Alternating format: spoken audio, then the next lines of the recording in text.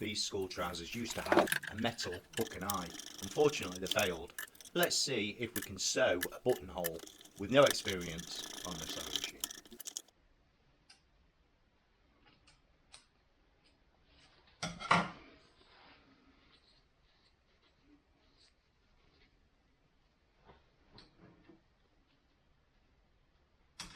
To the workshop I need a chisel that will make the buttonhole for the button that I've selected.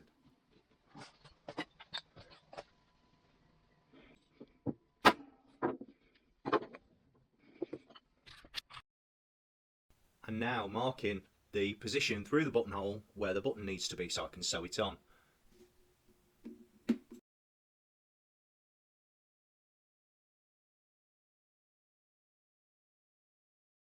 Rescued for another year, a button and buttonhole to ensure another school year out of these trousers. I love this make, do and mend. If you want to see other hints, tips and tricks, please check out my YouTube channel.